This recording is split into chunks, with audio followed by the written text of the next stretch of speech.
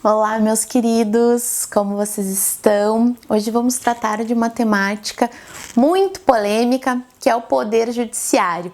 Porém, não entraremos hoje nas polêmicas, poderíamos trabalhar diversas decisões do STF, que aí é o guardião da Constituição, por exemplo, tratando sobre possível ativismo judicial, tratando conceitos de ativismo judicial, mas hoje nós vamos trazer uma questão mais teórica sobre a composição do Poder Judiciário, que tem como função típica aí a função jurisdicional.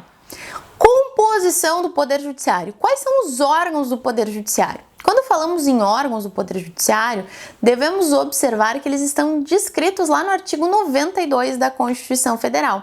E dentre eles, eu preciso destacar para vocês o STF, que é o guardião da Constituição, então quem vai realizar aí o controle concentrado de constitucionalidade em relação à Constituição Federal, e o Conselho Nacional de Justiça, disciplinado no artigo 103b da Constituição Federal. Observem bem, o Conselho Nacional de Justiça é sim órgão do Poder Judiciário, embora não tenha função jurisdicional.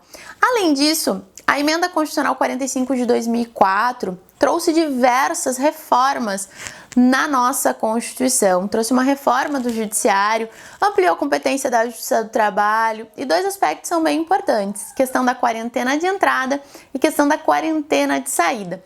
Quando falamos em quarentena de entrada, significa dizer que para o indivíduo se tornar magistrado, ele terá que ter no mínimo 3 anos de comprovado exercício de prática profissional.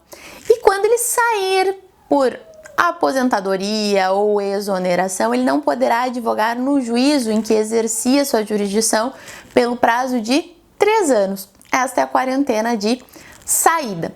Além disso, muito importante ao tratar de poder judiciário é analisar as garantias, tanto garantias institucionais quanto garantias funcionais. Quando falamos em garantias funcionais, elas se dividem em garantias referentes à independência e referentes à imparcialidade. Quando falamos das garantias funcionais referentes à imparcialidade, nós temos algumas vedações lá no artigo 95, parágrafo único da Constituição Federal, que trazem alguns pontos que não podem ser exercidos por magistrados. E as referentes à independência se dividem em 3. Irredutibilidade de subsídios, ou seja, o valor recebido não pode ser reduzido. Inamovibilidade, ou seja, não pode haver a transferência sem a anuência, sem o consentimento do magistrado, salvo o interesse público. E a vitaliciedade, uma vez transcorrido o estágio probatório, não poderá o magistrado, ser exonerado, salvo sentença transitada em julgado. Há uma única exceção em que não precisa transcorrer o estágio probatório para que se tenha a vitaliciedade, que são aqueles que ingressam na carreira por meio do 5º Constitucional. O que é o 5º Constitucional?